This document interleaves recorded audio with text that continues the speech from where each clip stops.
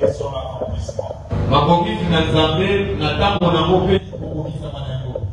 Le plan de Dieu dans le temps, c'est-à-dire pendant une durée quelconque, pendant le temps et son accomplissement. Et là, nous avons parlé en long et en large, nous avons expliqué le mardi et le jeudi beaucoup de choses. Et nous pouvons faire un petit rappel pour ceux-là qui n'étaient pas là. Et aujourd'hui, nous allons ajouter notre sous-thème pour conclure le message.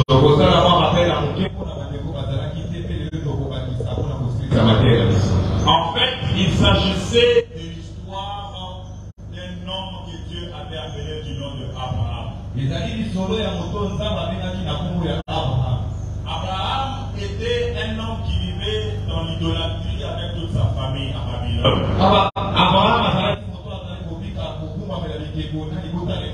Mais Dieu se décide d'appeler cet homme hors de son pays, hors de sa patrie, pour une nouvelle terre appelée Canaan.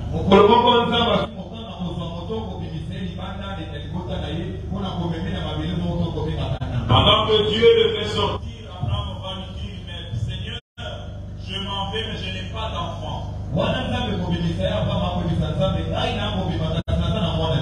Et Dieu va lui faire des grandes promesses en lui disant, tu auras des enfants, tu auras une postérité, des multitudes que tu ne sauras pas compter, car ils seront comme le sable de la mer, comme les étoiles du ciel.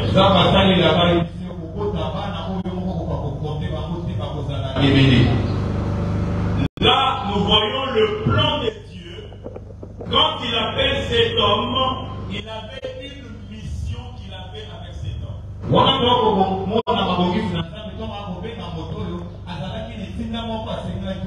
Ce n'était pas par hasard que Dieu s'est décidé d'appeler Abraham.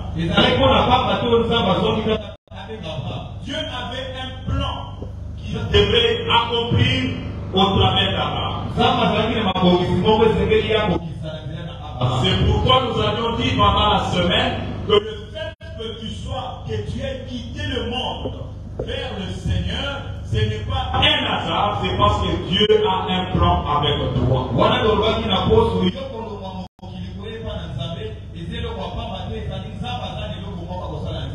Plusieurs pensent qu'ils sont venus à Dieu par un hasard. Non, ce n'est pas un hasard, parce que la Bible déclare que nul ne peut venir à moi si le Père me l'a dit.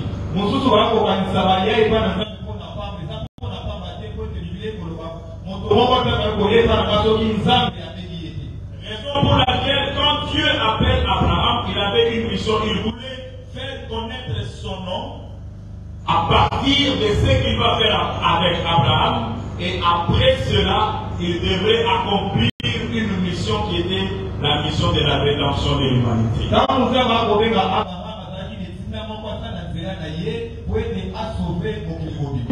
Alors, quand Dieu nous appelle, il ne nous appelle pas pour nous faire souffrir. Il nous appelle toujours pour une fin meilleure. C'est pourquoi quand il va donner, avec la lecture que nous venons de lire ici, nous voyons que Dieu est en train de promettre une terre à la postérité d'Abraham.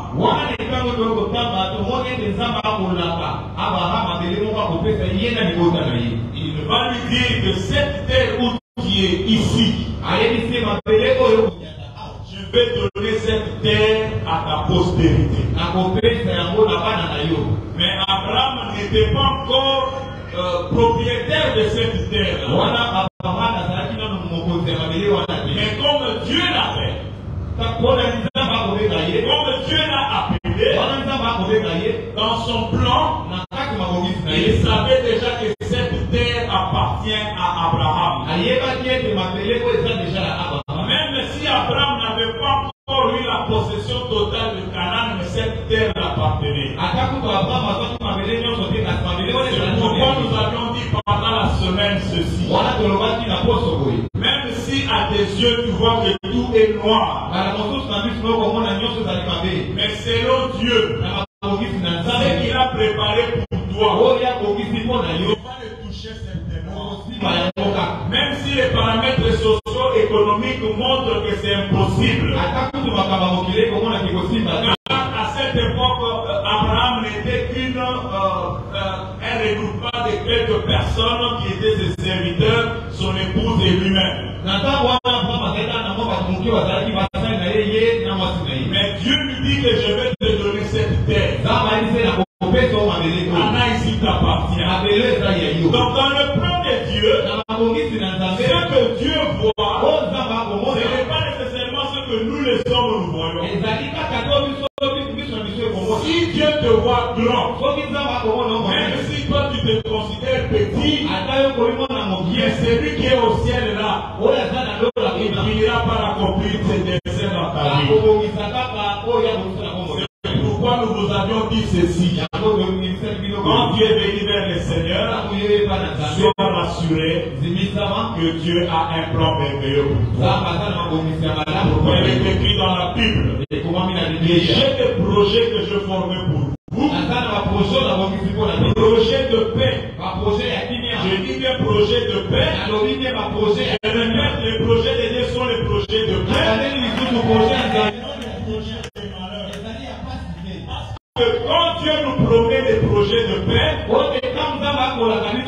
c'est-à-dire que le problème des soucis d'argent doit être sous nos pieds. Quand Dieu nous promet des projets de paix, quand vous voyez dans nos mariages, nous allons vivre la quiétude la plus totale.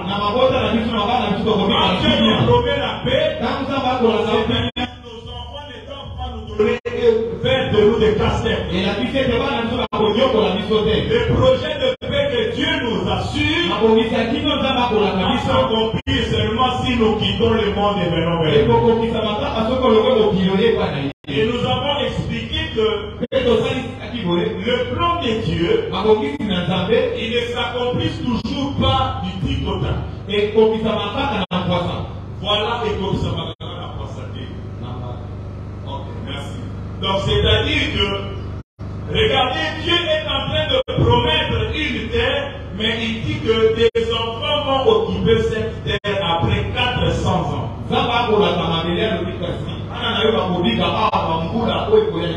Là, il va dire que c'est parce que l'iniquité des Amoréens n'a pas encore atteint son comble. C'était les Amoréens qui étaient en train de régner là où Abraham était en ce moment à Canaan. Il a dit, je finirai bien par frapper ce peuple qui est ici. Je vais les chasser du milieu de vous. Mais pas maintenant. Après 400 ans. Car je sais que c'est un peuple mauvais. C'est un peuple qui est contre moi. Mais je vais les frapper quand leur péché va atteindre son comble. Là, je vais attirer l'attention de tous ceux qui combattent les enfants de Dieu. Tous ceux qui combattent l'œuvre de Dieu particulièrement. Vous pensez peut-être que vous êtes malin. Vous vous camouflez. On ne vous voit pas. Ce n'est pas un problème. Mais là au ciel, il y a quelqu'un qui voit tout. Son nom c'est éternel. Il a dit que je vais frapper ce peuple, mais pas maintenant. Quand leur péché va atteindre son corps, toi qui continues à combattre les enfants de Dieu, qui cherchent des mauvais sorts, Dieu dit encore de sa patience sur toi. À un moment donné, le temps que lui-même a fixé, ça va être impardonnable.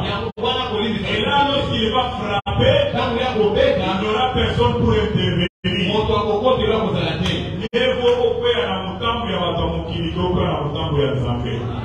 Parce que quand Dieu va frapper, il n'y aura personne pour venir à son secours. Il est temps de se repentir et de venir à Christ. Alléluia. Nous avions dit que Dieu est en train de travailler dans le temps. Et le jeudi, nous avons mis un accent sur le temps. Nous avons expliqué que notre Dieu ne dépend pas du temps. Lui, il est en dehors du temps. Et cela est démontrable dans la Bible. Dans le livre de Genèse, au premier verset, le premier chapitre, la Bible dit ceci. Au commencement, Dieu créa le ciel et la terre. Quand Dieu a créé le ciel et la terre, le temps n'existait pas. Le temps n'était pas encore connu. Mais au verset 2, la Bible dit que Dieu dit que la lumière soit. Et la lumière fut. Et Dieu m'a dit ceci. La lumière, je vais considérer la lumière comme jour. Et le ténèbre, je vais considérer ça comme la nuit. Et la Bible précise maintenant qu'il y eut un soir, et il y eut un matin. Et la Bible, pour conclure, ce fut le premier jour. Donc, avant qu'il y ait le premier jour, Dieu a existé déjà depuis l'éternité. Donc, Dieu qui a vécu dans l'éternité a créé un temps afin que les humains que lui va créer puissent avoir un repère. Puisque l'homme que Dieu a créé, la nature humaine ne saura jamais capter l'éternité dans ce corps. Nous allons bien comprendre l'éternité quand nous serons au-delà. Quand nous serons transformés en un autre corps, c'est alors que nous allons comprendre ce que c'est l'éternité. Même si je vous pose la question aujourd'hui, je te dis que est-ce que tu sais que Dieu n'a pas de commencement? Selon ton appréhension humaine, tu vas te demander comment est-ce qu'il ne peut pas avoir de commencement. Si tu pousses le raisonnement loin, tu risques d'entrer dans la folie et dans des sciences occultes. Mais aujourd'hui, retenez seulement que notre Dieu n'a ni commencement, il n'y aura jamais de fin. Mais un jour, il s'est décidé de créer le temps afin que les hommes aient le repère. Quand il a créé le temps, la Bible dit que c'est fut le premier jour. Et c'est là que Dieu a rythmé maintenant le temps. Il a rythmé le temps en disant ceci. Un jour doit avoir 24 heures. Et après chaque 24 heures, on recommence une autre journée. Et c'est de cette manière que le temps a commencé. Mais comme je vous ai dit que notre Dieu ne dépend pas du temps. Même sa façon de compter n'est pas celle que nous utilisons. C'est pourquoi il est comme une folie quand Dieu dit que 1000 ans est comme un jour au-devant de lui. Il appelle Abraham, il lui dit que je te bénirai, mais cela fait 25 ans. Pour Dieu, 25 ans, ce n'est rien. Mais pour nous les autres, nous pensons que ça prend du temps. Mais je vous rassure, si votre bénédiction prend du temps, comprenez aussi que votre vie aussi va durer longtemps. Parce qu'Abraham a eu son enfant à l'âge de 100 ans, mais il a vécu 162 ans. C'est-à-dire qu'il a vu Isaac jusqu'à son 62e année. Et quand j'ai essayé de faire des calculs, j'ai vu que Isaac s'était marié, Abraham était encore à 120 ans. À 140. Voilà. Donc, comme Abraham est mort au-delà des 160, avec la stérilité de 20 ans de Rebecca, donc à 160, quand Rebecca a eu ses deux jumeaux, d'après mes calculs que j'ai faits, je me suis rendu compte qu'Abraham était encore vivant. Donc Abraham aussi avait vu Jacob et Israël. Bien bien que à mon avis, Isaac n'a pas mais à mon avis, peut pas beaucoup d'ailleurs. Donc, il n'est pas pour lui d'ailleurs à terre ou méritable pour y aller qui au conseil de la mort qui ne pense pas que tu es en retard. C'est notre Dieu qui maîtrise le temps. Le temps de Dieu n'est pas notre temps. C'est pourquoi nous avons dit ceci le jeudi. Pendant le temps qui nous sépare de l'accomplissement, nous, en tant que personnes ou bien humains, nous devons avoir trois choses. Nous avons parlé ici, nous devons avoir la foi. C'est pourquoi Habakkuk dit, le temps est déjà fixé pour l'accomplissement de ce que Dieu t'a promis. Mais il ajoute qu'il faut l'attendre. Cela va s'accomplir. Les paramètres, même si les paramètres montrent autre chose, et il a foi que Dieu n'est pas seulement capable de déclarer, mais il est aussi capable d'accomplir. Et nous avons ajouté un autre point. Par rapport au temps, nous devons avoir aussi l'espérance. La Bible dit que Abraham espéra contre toute espérance. Il n'a pas considéré que son corps était déjà usé. Il n'a même pas regardé l'âge de sa femme qui était plus à l'âge de concevoir. Mais il a cru, il a espéré en disant en lui-même, comme c'est Dieu qui m'a appelé hors du monde vers ses lieux. Et là je vous dis aussi, comme Dieu vous a appelé hors du monde vers Gisèle, le plan qu'il a pour vous, ça va s'accomplir. Même si ça prend du temps, ayez l'espérance comme celle d'Abraham. Et cela va finir par s'accomplir. Et nous avons ajouté le troisième point concernant le temps. Nous avons parlé de la persévérance. La persévérance, nous avons donné l'exemple de cette femme cananéenne. Cette femme qui n'avait pas droit à la bénédiction venant du Seigneur Jésus. Comme nous l'avions dit qu'il était syro-phénicien, c'est-à-dire un peuple qui autrefois était les ennemis du peuple d'Israël. En d'autres termes, elle était aussi considérée comme l'ennemi du peuple d'Israël à cette époque. Et sa demande ne faisait que accroître la colère dans le cœur de ceux-là qui entouraient Jésus. C'est pourquoi les disciples pouvaient dire à Jésus, chasse cette femme parce qu'elle nous dérange. Mais là, nous vous avions dit ceci. Quand vous êtes en train de persévérer avec la foi, même si Dieu n'avait pas l'intention de vous bénir, il peut changer la vie et écourter le temps de votre bénédiction. Pourquoi ce jour-là, cette femme a imploré la compassion. Il a dit, aie pitié de moi, Seigneur. Et la chose la plus importante est que cette femme reconnaît Jésus comme le roi, le fils de David, c'est-à-dire le roi des Juifs. En d'autres termes, elle avait appris que le Messie, les enfants d'Israël attendaient un Messie.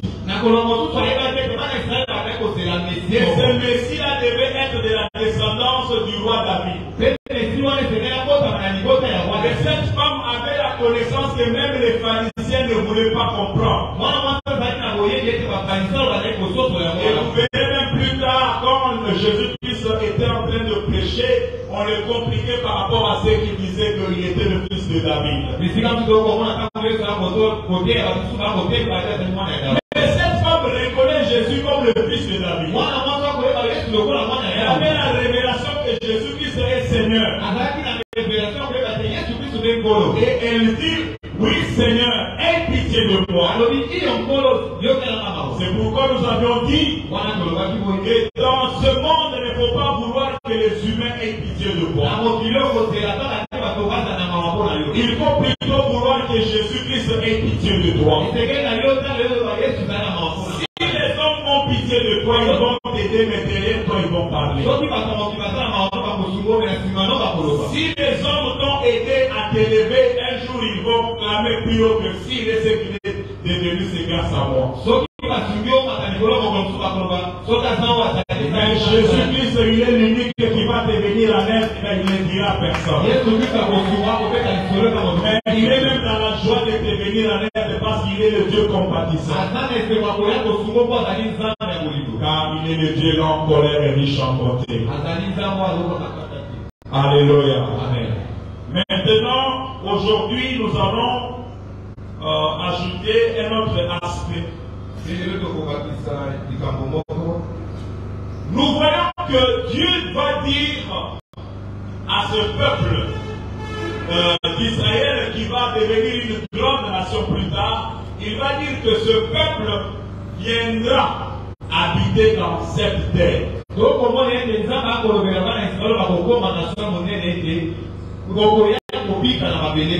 Or, dans cette terre-là que Dieu, dont Dieu parlait à Abraham, il y avait des gens qui vivaient là-bas. Cela veut dire quoi? Pour arriver à l'accomplissement de la promesse de Dieu, il faut combattre pour récupérer la terre qui vous avait été promise. Alléluia. Amen. Dieu dit au peuple d'Israël, j'ai entendu vos cris.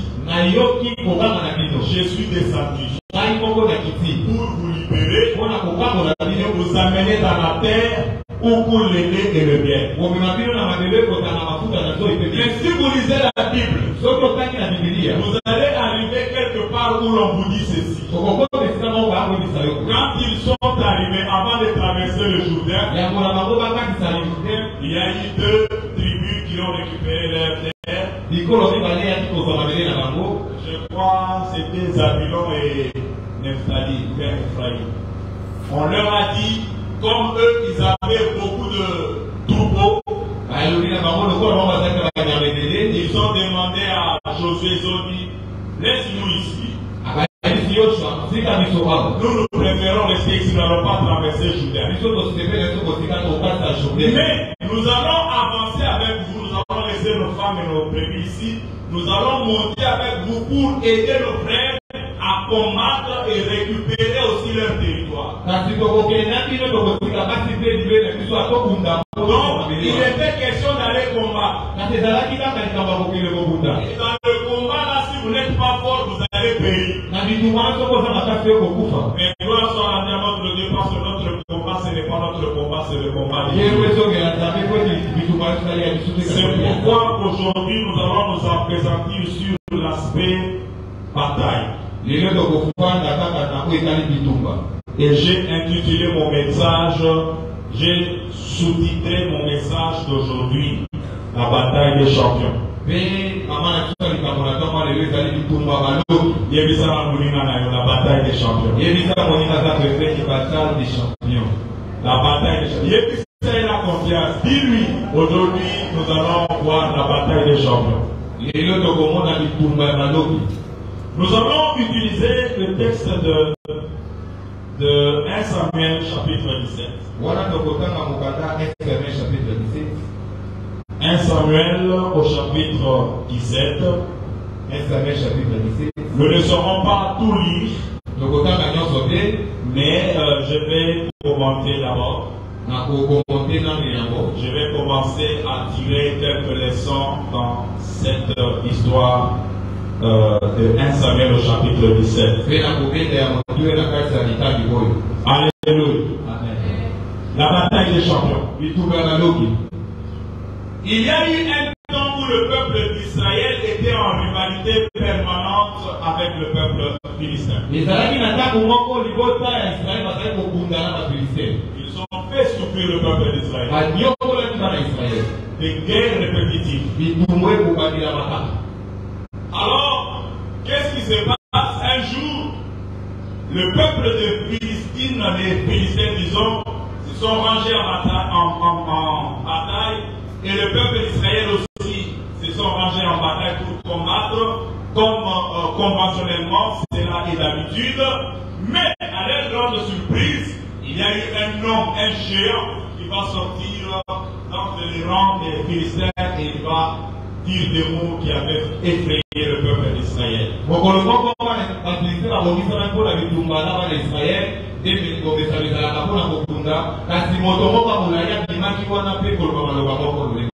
Et cet homme était un champion.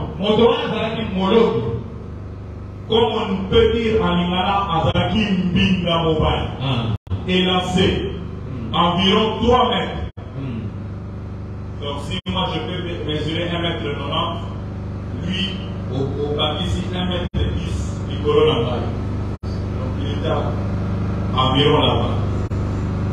Costaud. Et le combat de l'époque, c'était des combats corps à corps. Ce n'était pas des combats où tu vas prendre une arme ou tirer sur l'autre. Donc l'homme est venu, bien armé, et il ne marchait pas seul, avec quelqu'un qui tenait son bouclier. Alléluia. Amen. Cet homme va venir lancer les défis. Et j'aime sa façon de parler. Il dit, moi je suis philistin. Vous êtes des esclaves de Saül. Quand j'étais en train de méditer ces paroles, je me demandais pourquoi il appelle les autres les esclaves de Saül qui était le roi en Israël. Lui aussi, il avait aussi un roi. Il ne dit pas que moi aussi je suis esclave de mon roi, vous aussi vous êtes esclave de votre roi. Mais lui s'appelle lui Philistin. Moi je suis Philistin, n'est-ce pas? Vous êtes des esclaves de Saül. Cherchez quelqu'un venir me battre.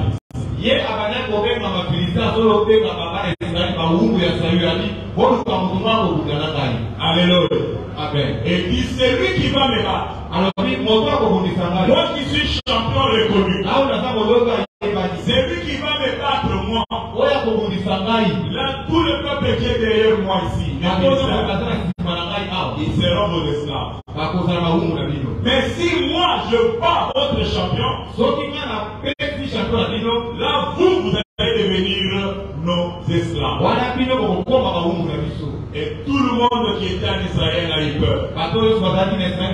En commençant par les rois jusqu'à l'esclave. Personne n'osait s'élever pour aller combattre. C'est pourquoi nous a dit, je venais de dire que le combat dont nous allons voir aujourd'hui, ce n'est pas le combat des simples catcheurs ou des simples boxeurs, mais c'est un combat des champions. Mais je vais commencer par vous dire qui est un champion. Un champion, c'est celui qui a remporté beaucoup de victoires et il y a eu même de couronnes. Alléluia. Amen. Goliath avait remporté beaucoup de victoires. Il a remporté beaucoup de victoires. Il était connu comme un champion. Même Saoul le connaissait. C'est pourquoi il va dire, mais cet homme a commencé à se battre depuis son jeune âge. Donc il était un champion. Nous, lorsque nous grandissions, nous connaissions un grand boxeur du nom de Mike Tyson. Ce boxeur-là était tellement terrible qu'au premier round, il renversait souvent ses adversaires.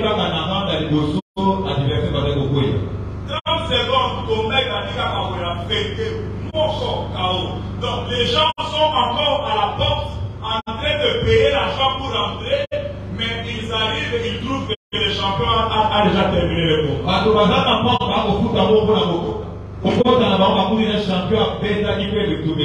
Ce sont là des champions. Il a eu le couronne. Il est ceinture, le champion du monde de poids lourd. Les champions, ce n'est pas comparable à ceux-là qui sont en train de tricher pour devenir champions. Non. Mais je vais t'expliquer ce matin. Je voulais que toi aussi tu puisses savoir si tu es un champion ou non. Mais je voulais vous dire ceci. Chaque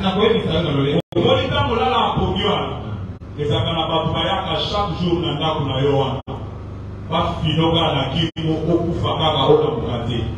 depuis que tu es né, il y a des gens qui en veulent à ta vie. Mais comme tu es vivant jusqu'aujourd'hui, je te dis que tu es un champion. Amen. Je croyais qu'un champion allait dire bien amen. Amen. Au moins, quand on est dans la classe, le jour à l'examen, ils ont dit Moko Aïba Kabik Nayo. Il avait pris ton stylo pour aller travailler les nayo. Yolukibi Golobia Abik Nane Boumi. Ozomi, Ozomi, Koussous. Mais au sein de l'examen, au décan, sache que tu es un champion. Amen. Dans le côté de la bureau, il y a des moutons à Kombo la Kawana. Après ça, il y a des bureaux pour avoir la carte de bureau. Il y a des Sala, au débatté, au piment, au pouvoir péter aux envies. Tu es un champion. Amen. Peut-être, quand vous dites que vous avez des cacaillots, quand vous avez des poissons. Et salio, tout ça, après, parce que c'est la femme au Koufa, témoigner, bagaté pour ta champion, mais pas vous n'avez que tu es un champion. Amen. Amen. Il y a des choses que nous sommes en train de vivre sur cette idée que Dieu est en train de faire pour nous et il nous fait passer comme des champions au niveau de nos ennemis, mais des fois nous ne le connaissons pas. Et ça,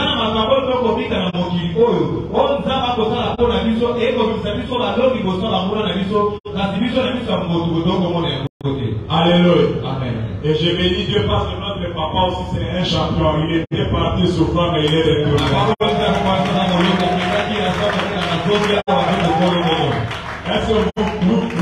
Est-ce que vous croyez que c'est un champion?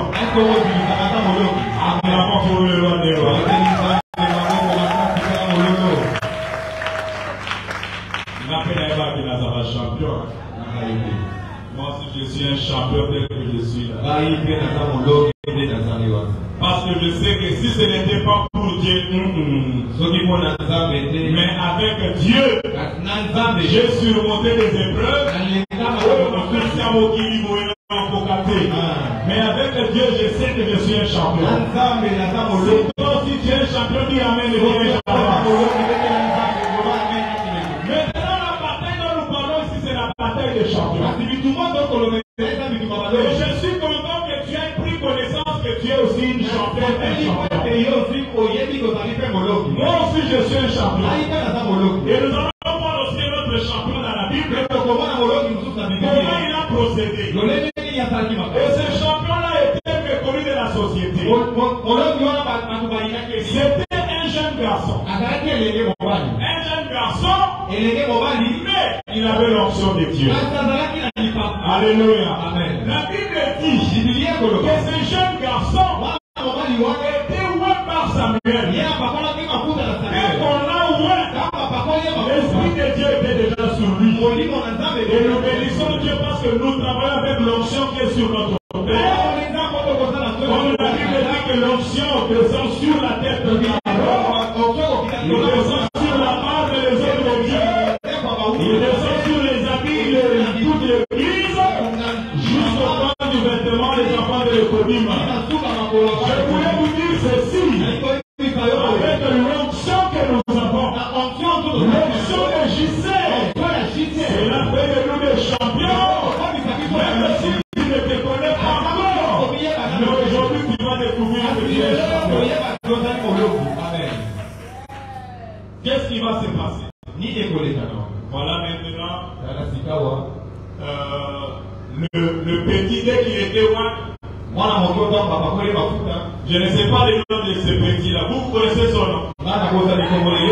Son nom c'est qui? Amen. Amen. Le petit David. Petit David. Il était loin. Dès qu'il était loin, avec l'onction, Dieu commence déjà à préparer quelque chose pour ton élévation. Je disais qu'avec l'onction qui est sur toi, Dieu a déjà commencé le plan pour la maison de la maison.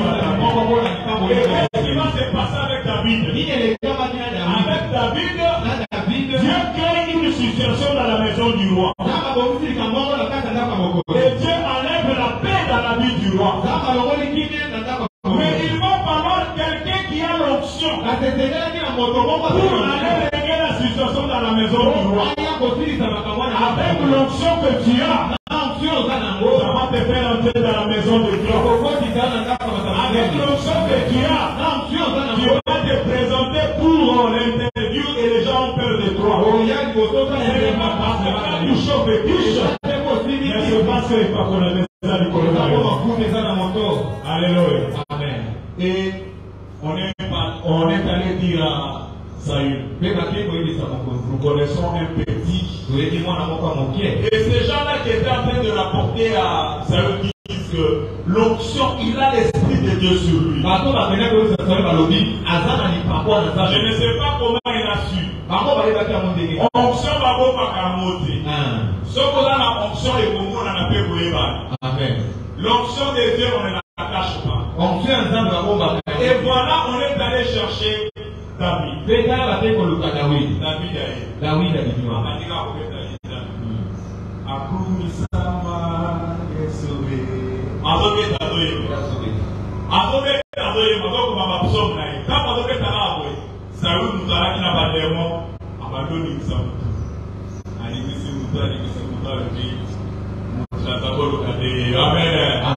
L'onction va faire qu'on va t'apprécier partout où tu vas passer. Jusqu'à ce que Saül est allé demander à papa de David.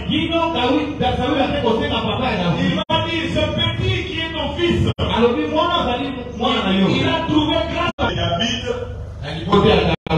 Il y avait aussi des géants. Et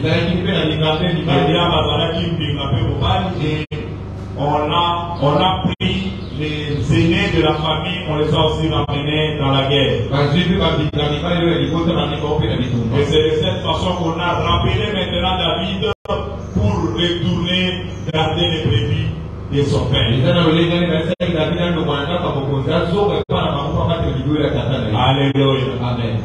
Et voilà, le temps est passé, le papa de David va demander à son fils David en lui disant, voilà qu'il y a un temps que tes frères sont allés en guerre avec Saül.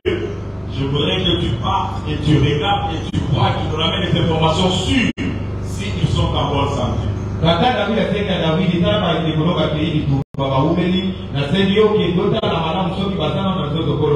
Je crois que vous connaissez bien l'histoire. Arrivé là-bas, il va trouver cet homme en train d'insulter. C'était le champion des Philistins. C'était le champion du monde. Il était en train d'insulter Israël. Il les insulte tous comme des esclaves d'Israël. Il insulte l'armée d'Israël. Et le petit qui a l'onction, il arrive, il entend des insultes, des blasphèmes. Il a dit non. Qui est cet homme? Il est un champion d'accord. Mais moi je sais que je suis aussi un champion. Je peux affronter cet homme. Je peux affronter ce champion. Il est champion pour eux. Mais moi aussi je suis champion. Je peux l'affronter. Il arrive, ses frères vont se décourager. Qu'est-ce que je vais aller chercher ici? Il se détourne. Il se renseigne. Qu'est-ce qu'on va donner à celui qui va renverser cet homme? On va libérer sa famille, tu ne vas plus commencer à payer les impôts. Et plus grave encore, on va te donner la femme qui est la fille du roi.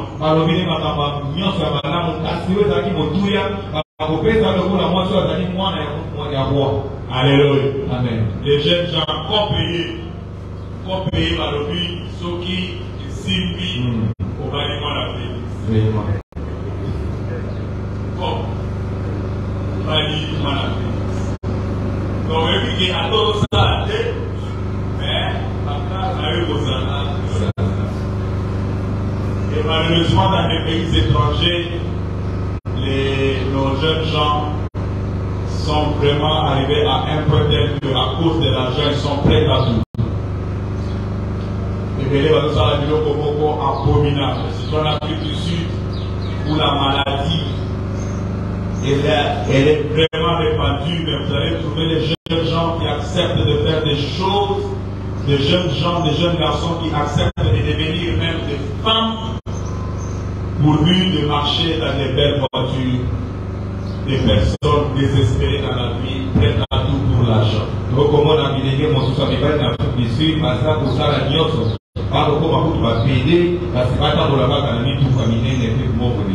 Alléluia. Amen. Mais ici à JCR, j'ai confiance en vous, parce que je sais que vous n'allez pas compromettre votre avenir, parce que vous vous considérez déjà comme des champions. Ah, on a JCR, on a confiance, mais pour ça, alléluia. Amen. Et voilà, ces petits garçons arrivent sur le champ de bataille. Ils trouvent ces champions en train de terroriser tout le monde. Il a dit, moi je vais la faire. On va l'amener chez le roi. Arrivé chez le roi, il va prendre de la parole. Roi, moi je vais affronter ce le roi, je suis en train de m'imaginer s'il était assis comme notre père là, à Talia Lobi, moi, désolé,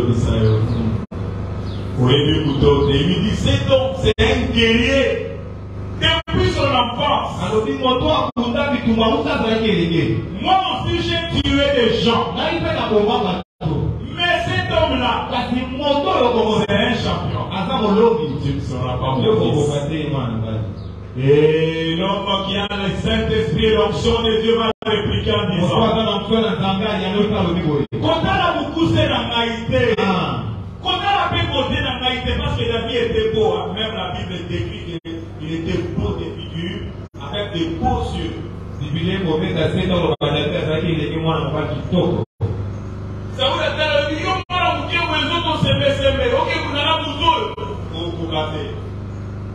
David prend la parole maintenant en disant, quand tu me regardes, tu me vois comme ça, je suis un petit. Mais l'onction qui est sur moi a fait de moi un champion. L'onction qui est sur moi me diffère de tous ces gens que tu as rangés ici en bataille. Me rend différent de tous ceux que tu as mis ici pour se rendre en bataille et combattre les Philistins. Maintenant, David va commencer à expliquer. Mais ce que j'aime avec David, il dit quoi? Il va dire ceci à Saül. Que personne ne se décourage. Que personne ne se décourage. C'est-à-dire celui qui a l'onction, il a la capacité non seulement d'avoir une foi ferme, mais il a aussi la capacité de communiquer la foi. Il va prendre maintenant la parole. Tel que tu me vois là, j'ai déjà tué un lion, j'ai déjà tué l'ours. Je suis sûr que quand Saül a entendu cela, il a arrangé sa chaise pour l'écouter encore bien. Tout ça s'est passé comme ça. Il va maintenant décrire. Quand ton serviteur était en train de perdre le troupeau de son père, quand un lion venait pour arracher une brebis, je courais derrière ce lion-là, je le frappais. Si le lion ose se tourner vers moi, là c'est fini pour le lion. Je vais le prendre, je vais le saisir jusqu'à le tuer. Alléluia. Amen. Et Saül lorsqu'il entend cela, il dit quoi? Moi j'ai tué seulement les hommes. Mais ce petit a tué les animaux. Les lions, les rois de la forêt. En tout cas, petit, il y a de quoi te regarder deux fois. Alléluia. Écoutez, l'onction qu'il y a sur nous. L'onction qu'il y a sur nous. Si tu ajoutes la foi, tu peux affronter n'importe quel défi. Il n'y aura rien qui va résister. Et c'est de cette manière que David a communiqué la foi à Saül. Saül va dire, ok. Donc notre vie maintenant va dépendre de ce petit garçon. Si ce petit garçon perd, nous devenons esclaves des Philistins. Mais si ce petit garçon gagne, nous allons assujettir les Philistins. Je voulais vous dire que cette bataille, c'est une bataille de champions. La bataille de champions ne dépend pas de la grande dans l'armée. La bataille de champions ne dépend pas de l'âge dans la famille. La bataille de champions ne dépend pas de l'argent que tu as. Mais la bataille de champions dépend de l'onction qui est sur toi. La bataille de champions dépend de la foi que tu as. Avec la foi que tu as, et l'onction que tu es sur toi, tu peux affronter n'importe quel défi. Ça, c'est la bataille des champions. Maintenant, écoutez. Au verset 38, Saül va lui dire, de la manière dont cet homme-là s'est armé, toi tu es venu avec des habits de la brousse. Peut-être qu'il était pieds nus ou bien avec les sandales. Et il lui dit, bon, je vais te donner mes armures. Comme ça tu vas affronter cet homme. Et j'aime aussi la prière de Saül en lui disant que Dieu t'accompagne. Alléluia. Ce matin, je prie aussi que Dieu t'accompagne dans ton combat. Que Dieu soit avec toi dans ton combat ce matin au nom de Jésus. Que dans ce combat de champion, que Dieu soit avec toi. Je crois fermement que tu vas renverser ce champion. Je crois fermement que tu peux renverser ce champion-là. Alléluia. On donne les vêtements à David. Il a porté. Vous savez que Saül était choisi parce qu'il était le plus élancé de tout Israël. Donc il avait aussi une taille remarquable. Et on va lui donner maintenant les vêtements de Saül pour porter un jeune garçon peut-être de 15 ou 16 ans. Ensuite, épée à la Saül. Quand on a dit Saül, on a dit les bateaux Kanana, on a dit les champions. Maintenant, quand il a voulu seulement avancer le pas, avancer quand on va reposer. Alors, non, je ne peux pas aller me battre avec ça. Alléluia. Vous savez quoi, bien aimé? Le champion ne peut pas se battre avec les armures d'autres personnes. Le champion ne peut pas se battre avec les armures de Saül.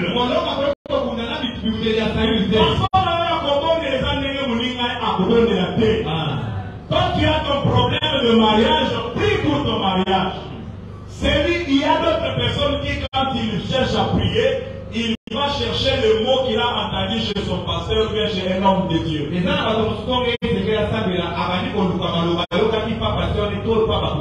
Oh Seigneur, je te bénis parce que tu es le narcisse de Saron. Yo, il y a le narcisse de Saron là, les amis. Oui, alléluia.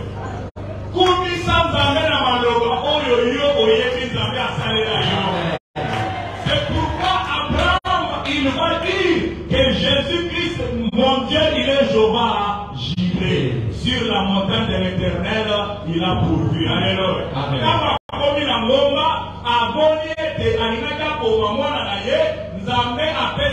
Le bélier rédempteur à lui, sur cette montagne, mon Dieu s'appellera Jéhovah Jireh. Amen. Amen.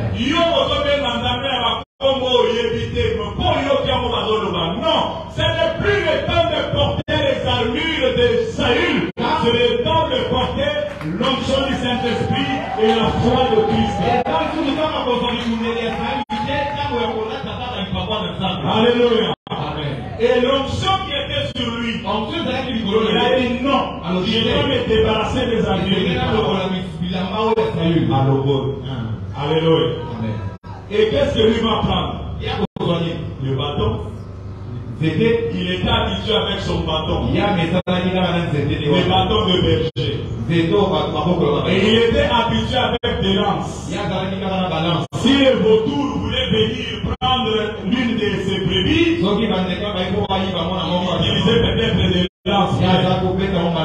C'est ça ce qu'il avait. C'est avec ce que tu as que tu vas vaincre. Qui s'était magité qui le quittait. Quand on a maillé les 11 ans, on peut passer dans mon travail. Quand on a santé aux ans, on a la tête, c'est pour le voyage, on a le voyage. Amen. Quand on a des amants qui est là, on a normal. Mais cherche pas à te compliquer avec des maquillages, des mini-jupes, des pantalons, pensant qu'avec ça, on va t'appeler. Non. Sois naturel et notre Dieu avec l'onction et la foi que tu as. Tu vas être un champion confirmé. Amen. Alléluia. Amen. Cet homme, ce petit garçon va prendre le bâton et des pierres. Écoutez. Goliath avait une lance-pierre. Une lance. Il avait déjà vélo. Des lances. Beaucoup d'histoires. Même des boucliers. Mais le petit garçon, il avance sans bouclier. Il n'avait pas de lance. Il n'avait rien en main qui pouvait faire du mal jusqu'à tuer son adversaire.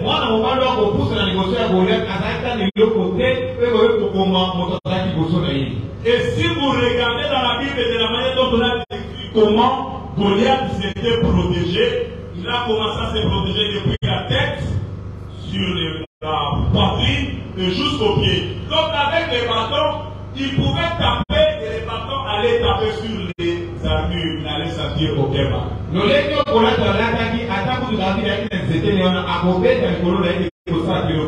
Avec une pierre, tu peux lancer une pierre et faire une colère et puis il en fait ça de l'autre côté. Alléluia. Amen. Mais je voulais vous dire que avec l'ours, David s'est battu corps à corps. Avec le lion, David pouvait tenir le lion et l'étrangler. Mais David a compris que avec cet homme, ceux qui n'ont qu'un aïe du Tumbazoto dans d'autres, à Kofinamai. Là, c'est le changement de stratégie dans la prière. Tu ne peux pas utiliser la même chose dans ta façon de prier. Ceux qui ont mis ça là, quand on s'en met la canne à 0,1, on dit que l'émission, on va sous-souter, changer ma salle à 3 heures. Au Pékin, à 3 heures, le but, non, maintenant, donc, ça jeune. Au Pékin, à jeune, le but, maintenant, on va dans l'église. Il faut changer de stratégie, ne reste pas figé avec une même manière de travailler. C'est comme ça que les champions travaillent. Avec l'onction qui était sur lui, il a dit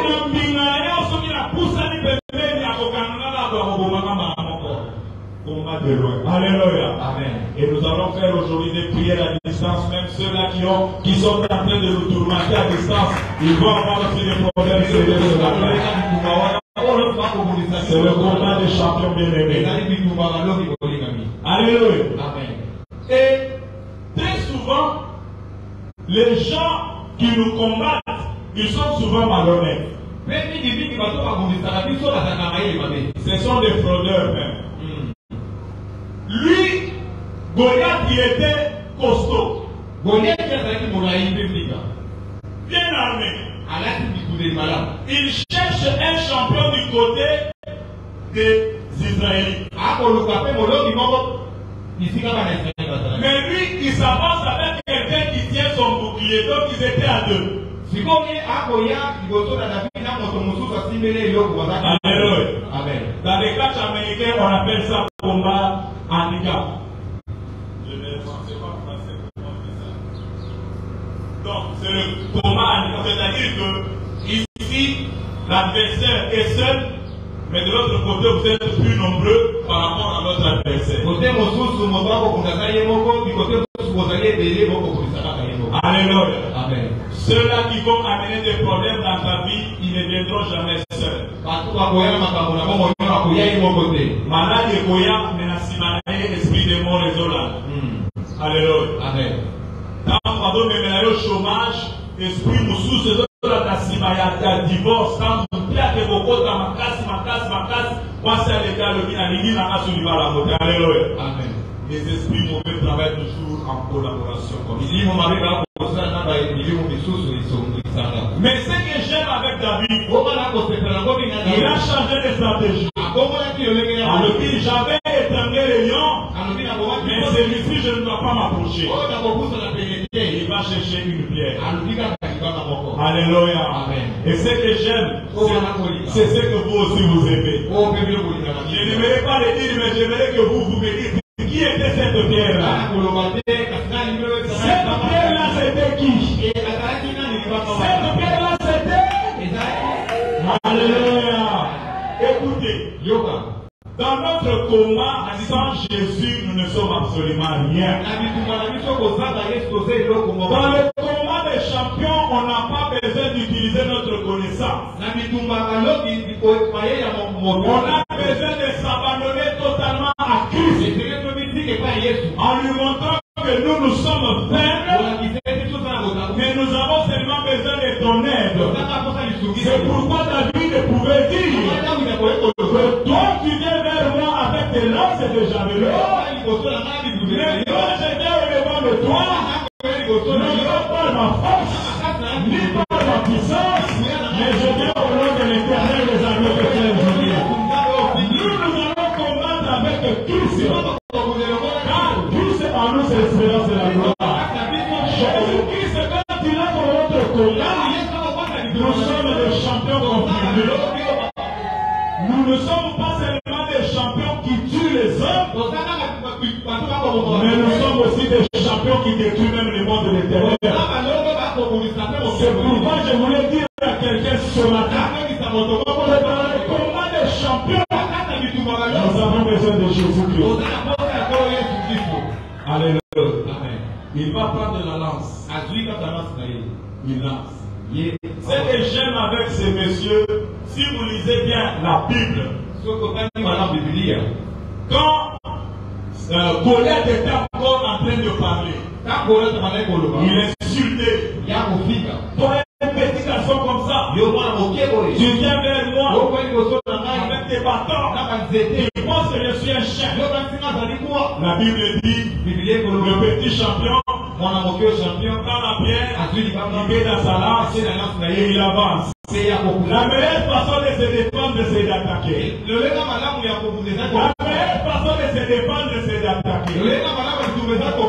La manière d'attaquer, c'est dans la prière. Toutes les autres armes que nous avons, ce sont les armes défensives. Mais avec la prière, nous pouvons secouer le monde éternel. Avec la prière, nous pouvons bouger le monde satanique. Et nous pouvons terrasser le champion de ce monde. Et il n'a pas attendu que Goliath puisse lancer sa flèche. Pendant que lui était encore en train d'insulter, lui il a préparé la lance. Et il a lancé. Et cette pierre-là, comme on a dit que c'était Jésus, Jésus c'est une personne. Jésus c'est une personne qui a les yeux pour voir. Quand il s'est dirigé vers Goliath, il regardait Goliath. Il a dit que là-bas, il est sur la poitrine, comme Jésus voyait bien. Il s'est dirigé maintenant. Seulement là où il avait laissé les traces, il a frappé. Jésus-Christ connaît mieux les adversaires que nous. Parce que lui-même, je l'appelle le champion de champions. C'est pourquoi cette pierre était dirigée seulement à la place qui devait faire écrouler Goliath. Écoutez, j'ai toujours pensé à cet événement-là. à ce combat-là. Un géant. Un géant de 3 mètres. Un habitué au combat. Vous avez regardé des cartes des Américains où on tape quelqu'un une chaise. À la tête. Il ne tombe pas. Il résiste, il te regarde. Mais Goliath est un homme grand, géant. 3 mètres.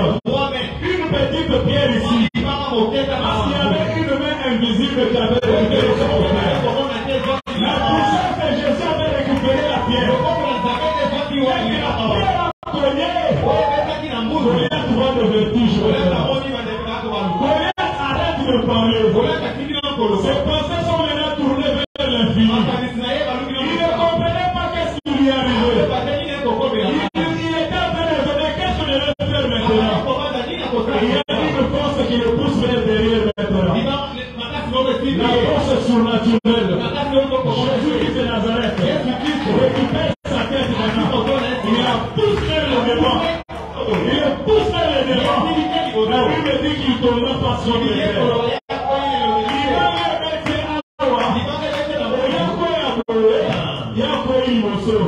Il n'y a que Jésus-Christ nous permet. Et voilà, le petit va maintenant venir. Il va prendre l'épée. Il va couper la tête de. Il va prendre la tête comme le trophée qu'il devait montrer à Israël. Ma maman peut se oh, salut le moment là yo. Au moment là yo. Mais au moment qu'a mis. Pétion a vomi 10 000. Oh, mais je me demande, lui a tué seulement un an. Bien aimé. Et ça n'a pas de mots sous le sol au policier. Au policier, par phénomène, il y a d'autres combats que si tu gagnes ce combat-là, c'est fini, ta vie est débloquée. Peut-être que ce qui te dérange, ils ont un nouveau modèle. Ils ont fait le chômage. Ils ont fait ça au Moussala. Jour où Zama Kopé ça au Moussala, au Bandé la Rassous, Amen. Peut-être que ce qui te dérange, c'est seulement le mariage. Jour où Zama Kopé ça un mariage, au Bandé la Rassous, Alléluia. Amen. C'est pourquoi, bien aimé, quand vous entrez dans le combat des champions, ayez un objectif sûr. Sachant que je suis en train de combattre pour quelle raison. Mais je n'ai pas dit à Dieu que Seigneur, il y a beaucoup de dis à l'Éternel ce que tu veux qu'il fasse pour toi. Je ferai conformément à ce que j'aurais entendu à mes oreilles. Alléluia. Amen. Pour finir, je vais parler maintenant du champion des champions. Je vais parler maintenant du champion des champions. Les champions des champions, comme on vous a démontré, il a existé avant le commencement. Il avait un plan. Il avait un plan. Il voulait reposer son règne sur cette terre. Mais malheureusement, l'homme a péché. L'homme a péché. Immédiatement, qu'est-ce qu'il va faire? Il va maudire l'homme en lui disant, la terre va te produire des épis. Il va encore dire un peu plus tard, car tous sont péchés et sont privés de la gloire de Dieu. Et il se retourne vers le diable en lui disant, il y aura la descendance de cette femme que tu as fait tomber là, qui va écraser ta tête. Mais comment sauver l'homme? Comment est-ce que je vais sauver l'homme? Le Dieu qui travaille toujours dans le temps. Il est patient dans le temps. Il va arranger les choses dans le temps.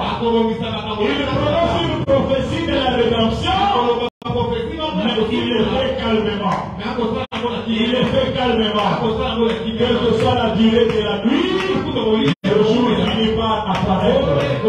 Et cette année, les ténèbres ne régneront pas à vous. Et voilà le Dieu qui avait créé le temps. À un moment donné, il s'est dit, je entrer dans le temps. Moi, je suis toujours en dehors du temps. Mais j'aimerais bien entrer aussi dans le temps. C'est pourquoi la Bible dit, au commencement était la parole. Et cette parole-là qui était au commencement, elle s'est faite maintenant chair. C'est le jour-là que le Créateur est entré maintenant dans le temps. Il entre dans le temps, dans le but d'accomplir la mission qu'il avait déclarée dans Genèse 3:15. Et dès qu'il entre dans le temps, il y a un phénomène qui se passe dans le ciel. Les astres sont mobilisés. Une étoile vient se présenter pour que la terre pour voir ce qui se passe sur la terre. Comment le Créateur peut entrer dans le temps? Cet astre qui est entré en action, dans la Bible on mentionne qu'il y a une étoile qui a commencé à briller. Et je prie qu'une étoile commence à briller dans la vie. L'atmosphère était déjà en ébullition. Le roi était déjà sous-chargé. Le roi était agité. On lui a dit, le Créateur vient d'entrer dans le temps. Comme il est entré dans le temps, il risque de prendre ta place. Il a dit non. Il faut tuer ce petit. Il était encore un bébé. Mais l'onction qui était sur lui, elle a attiré les bénédictions qui venaient de mal. Il était encore un bébé, mais l'heure et l'argent pourraient venir. L'onction qui est sur toi va appeler les choses dans le Le champion des champions entre en action maintenant. Il entre dans le temps. Il était toujours humble. Comme il aime travailler selon ce qu'il a déclaré, selon le temps que lui-même a fixé, selon ce qu'il veut, il a commencé d'abord par prêcher la parole. Il a prêché la parole.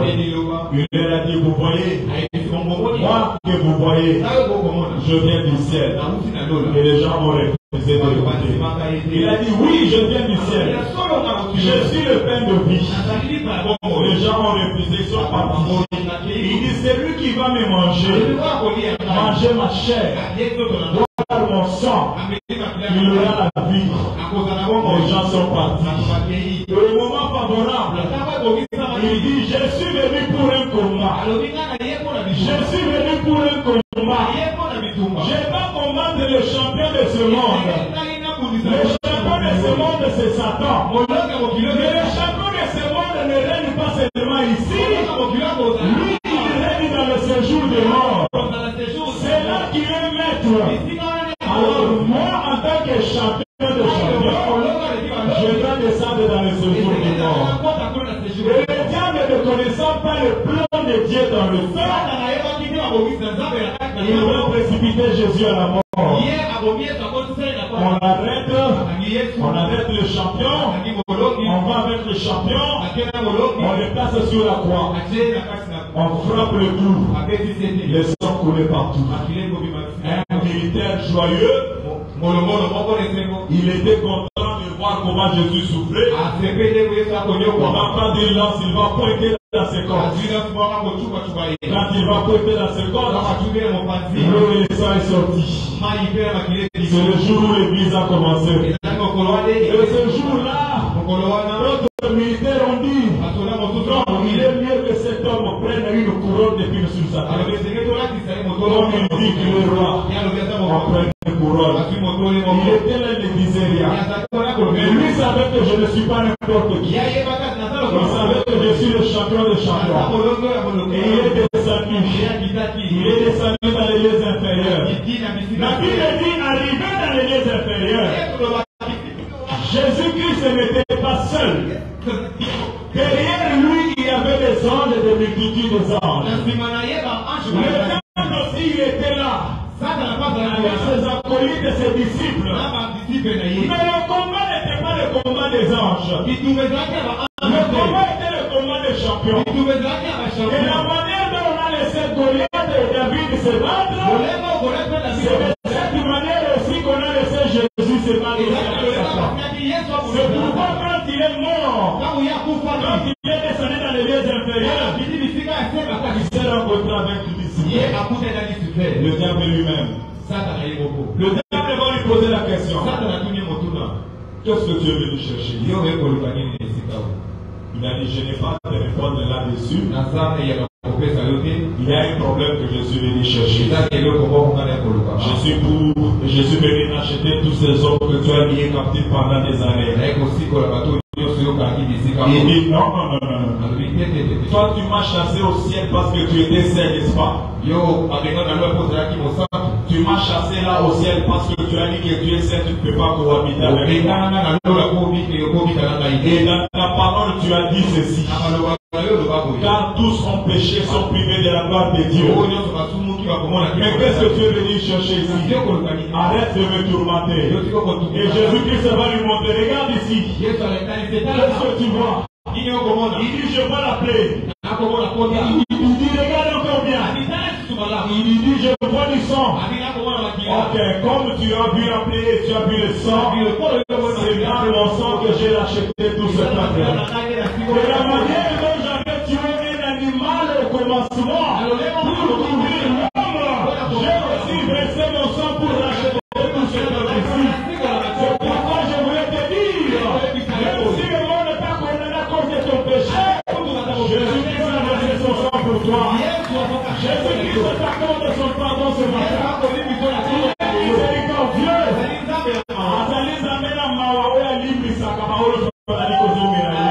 Il dit, je ne mettrai jamais dehors quiconque viendra vers moi. Il dit d'accord, tu les as pardonnés. Mais regarde, au commencement, toi tu avais maudit la terre. C'est pourquoi moi je contrôle cette terre. Jésus lui montre sa tête. Il dit, regarde ma tête. Qu'est-ce que tu vois? Il dit, je vois une couronne d'épines. Exactement. Et la manière dont j'avais dit que la terre produise les épines, j'ai pris les épines et j'ai porté sur ma tête. Voyez comment la chose pour ceux qui sont dans Christ. Jésus-Christ a pris la malédiction. Jésus-Christ a pris ta condamnation. Si vous avez déclaré que tu vas mourir, tu ne mourras plus jamais. Même si vous avez déclaré que tu ne travailleras pas, vous avez déclaré que tu vas travailler. Même si le monde a décidé que pour toi tu vas souffrir toute ta vie, avec Jésus, il a porté la couronne de la malédiction. Cette couronne, il a pris en charge tes fardeaux. Il a pris en charge tout ce que tu as comme problème. Aujourd'hui, il va te donner la solution. Il sait bien. Aujourd'hui, c'est la bataille des champions. C'est la bataille des champions. Le champion des champions. Jésus. Il est déjà en train de se jouer. Il ne s'est pas arrêté là. Il va lui donner à Satan. Mais Satan, tu as oublié quelque chose. Il dit non, je n'ai rien oublié. Si tu as oublié quelque chose, Satan lui demande qu'est-ce que j'ai oublié. Rappelle-toi au commencement. Qu'est-ce que j'avais dit quand tu avais séduit la femme? Non, moi je ne sais rien. Je vais te rappeler ce soir. Et Jésus va lui dire ceci. Je t'avais dit ceci.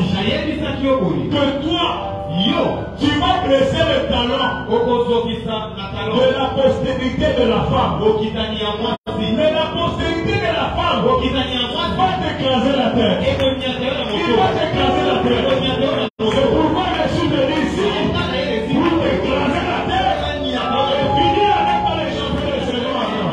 Et ce jour-là, le champion des champions a écrasé la terre du Seigneur. Il a écrasé la terre du Seigneur. Et c'est pourquoi vous allez voir le jour où Jésus-Christ est ressuscité. Tous ceux qui étaient morts en Christ avant Jésus sont aussi ressuscités. C'est pourquoi la résurrection est possible quand le champion des champions entre en action. Ceux qui étaient bloqués, ceux qui étaient morts dans ta vie, avec le champion des champions, c'est là qui est encore ressuscité.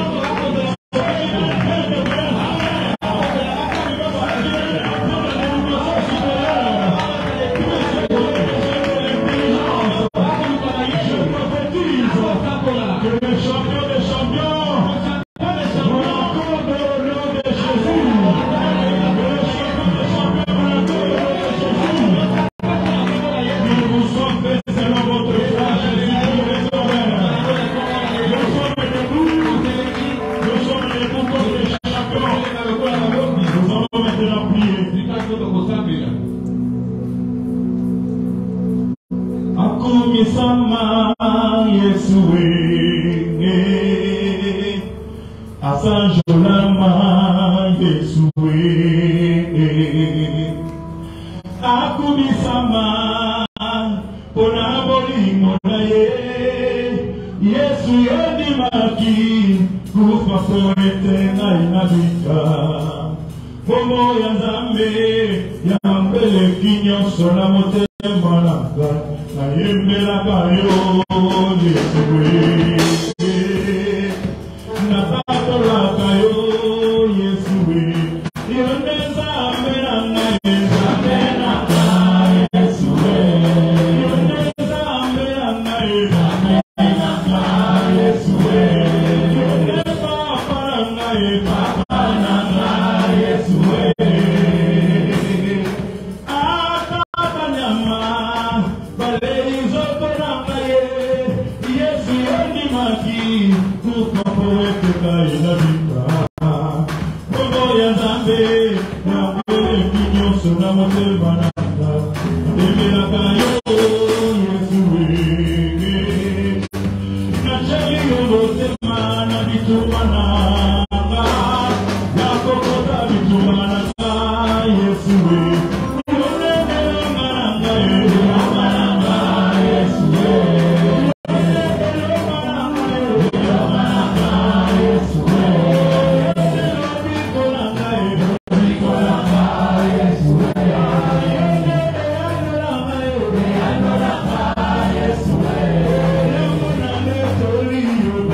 Yes,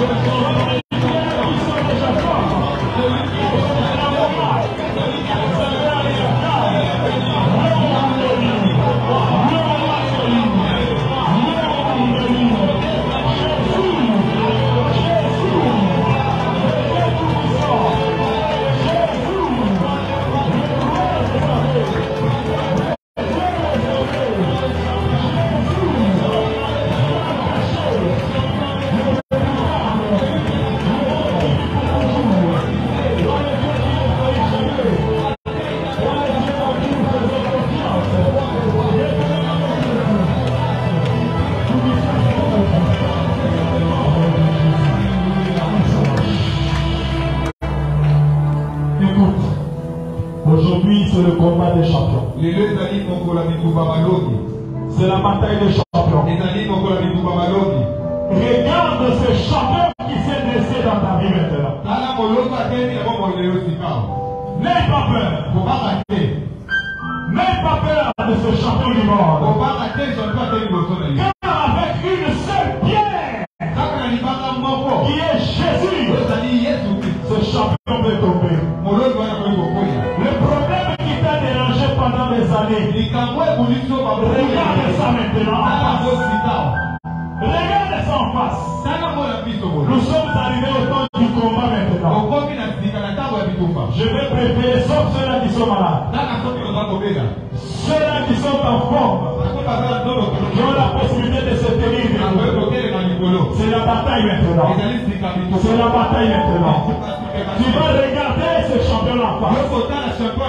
Considère-toi comme la championne, comme le champion. Tu vas terrasser ce champion du monde. Ça peut être la maladie. Ça peut être le chômage. Ça peut être le célibat. Ça peut être les avortements. Ça peut être la mort. Ça peut être quoi que ce soit. Les avortements, le chômage. Tu vas te dresser contre ce champion-là. Jésus prie le Seigneur.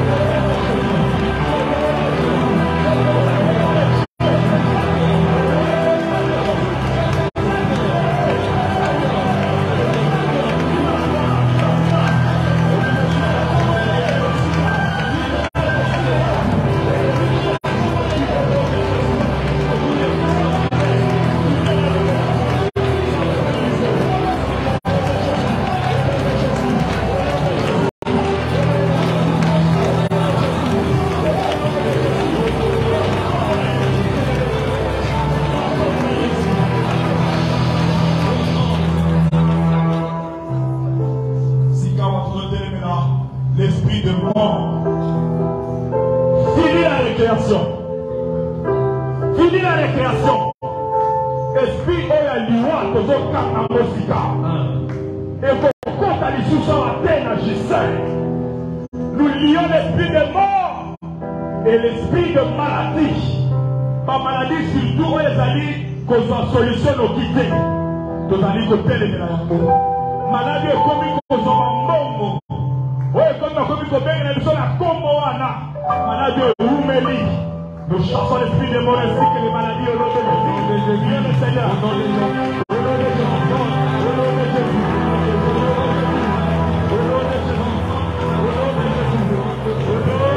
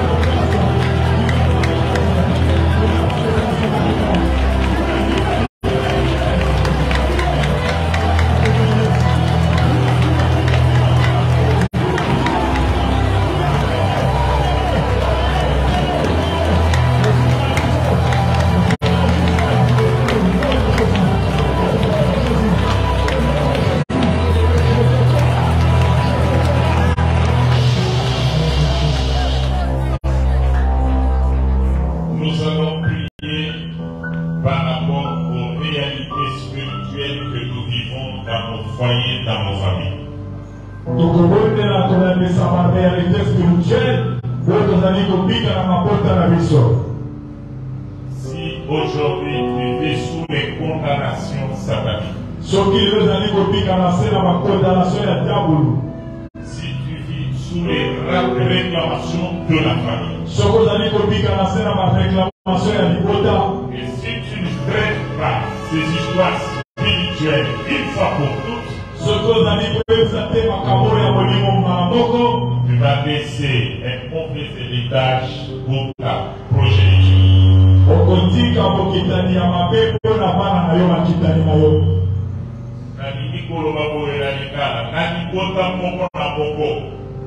Nous allons parler d'esprit philosophique. Et que vous allez pour passer, nous allons passer. Mais le coup de ça, mais nous sommes pour la contrôle de ma caboana. Mais ce qui est aussi ici à côté, nous vous dites la barre à la mission. Ce qui fait la mission est loué la tête complètement à contrôle de la Moana. La réclamation, la condamnation, ce qui est dans pour débattre, dans la même chose, va faire le droit. Il y a Moana, sans faire la condamnation. Avec fermeté. Non, ce sont les cas sur le plan spirituel. Pendant qu'on a parlé, la famille n'a pas. Où ils ont bloqué, ils ont cannabis, ils ont confité, où ils ont la porte où ils ont mouru. Force au rana, ils ont contrôlé le corona, ils ont été à contrôler